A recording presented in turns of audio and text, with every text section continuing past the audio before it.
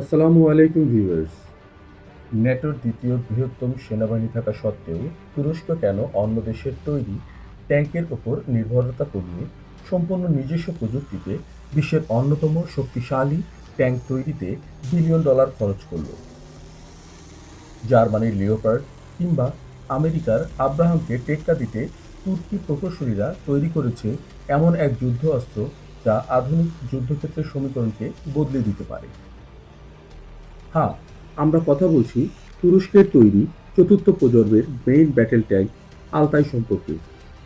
কিন্তু কিভাবে শুরু হলো এর যাত্রা, এর ক্ষমতা কতটুকু? আজ আমরা জানব তুর্কিদের এই সামরিক মাস্টারপিসের আদ্যপান্ত। ইতিহাসের দিকে তাকালে দেখা যায় তুরস্ক দীর্ঘদিন ধরে আমেরিকা এবং জার্মানি তৈরি ট্যাঙ্কের উপর নির্ভরশীল ছিল।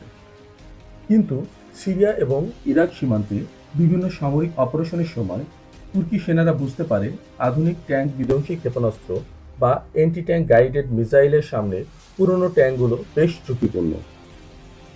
তার উপর বিভিন্ন ভূরাজনৈতিক কারণে পশ্চিমা দেশগুলো তুরস্কের উপর প্রায় অস্ত্র নিষেধাজ্ঞা জারি করত। ঠিক এই জায়গায় থেকে তুরস্কদের মনে ক্ষোভ এবং জেদের সৃষ্টি হয়। তারা সিদ্ধান্ত নেয় নিজেদের ট্যাঙ্ক তারা নিজেরাই তৈরি করবে। ২০০৭ সালে আনুষ্ঠানিকভাবে শুরু হয় মিটিল বা জাতীয় ট্যাঙ্ক উৎপাদন প্রকল্প। তুরস্কের বিখ্যাত প্রতিরক্ষা কোম্পানি বিএমসি-কে এর মূল দায়িত্ব দেওয়া হয়। তবে প্রথম দিকে সম্পূর্ণ নতুন একটি প্রযুক্তি প্ল্যাটফর্ম তৈরি করা কঠিন ছিল। তাই তুরস্ক দক্ষিণ কোরিয়ার বিখ্যাত K2 ব্ল্যাক প্যান্থার ট্যাঙ্কের প্রযুক্তিগত সাহায্য নেয়। আর এই প্রজেক্টের নাম দেওয়া হয় তুরস্কের বিখ্যাত স্বাধীনতা যুদ্ধ ক্যাভালারি কমান্ডার ফাহতেতিন আলতাইয়ের নাম অনুসারে। একটি ট্যাঙ্ক তৈরি করা মানে শুধু লোহার বডি বানানো নয়, এর আসল প্রাণ হলো এর ইঞ্জিন এবং ট্রান্সমিশন।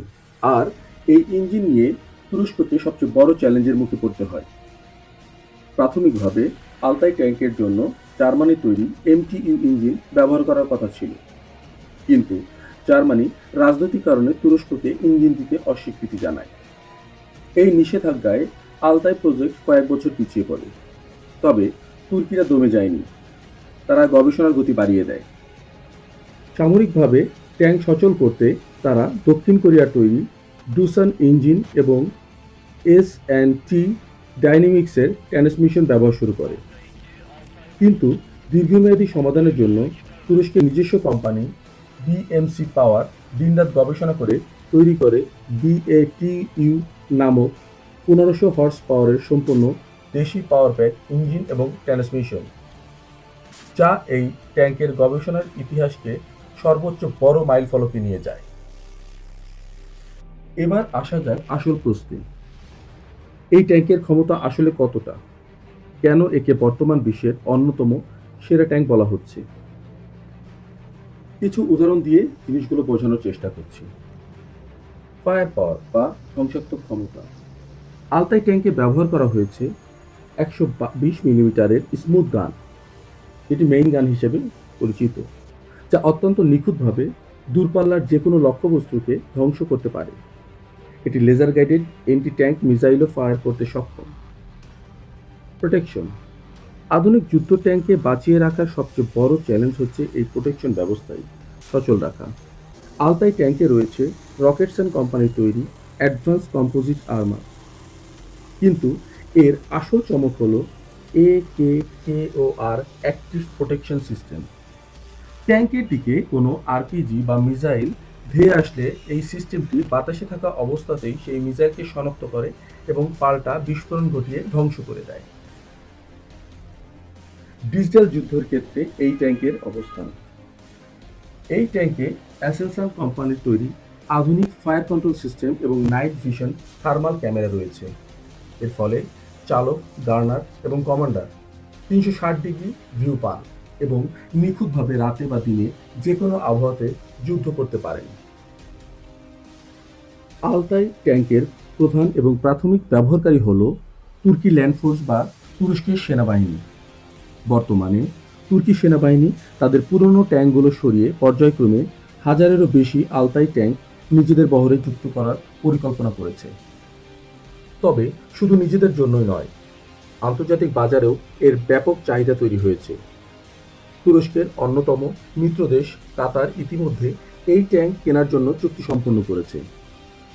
এছাড়া মিডল ইস্ট এবং এশিয়ার বেশ কয়েকটি দেশ এই ট্যাঙ্কের ক্ষমতা দেখে এটি আমদানির ব্যাপারে আগ্রহ প্রকাশ করেছে।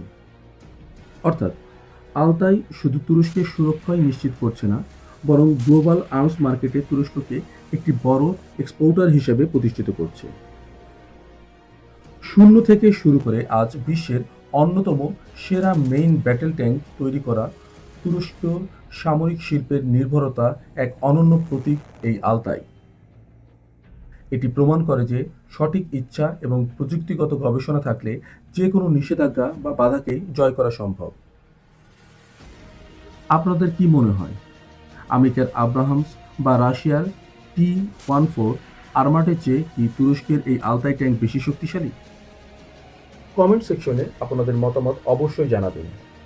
ভিডিওটি ভালো লাগলে একটি লাইক দিন এবং ডিফেন্স ও টেকনোলজির এমন আরও রোমাঞ্চকর ভিডিও দেখতে চ্যানেলটি সাবস্ক্রাইব করে বেল আইকনে চেপে রাখুন। দেখা হবে পরের ভিডিওতে। ধন্যবাদ সকলকে।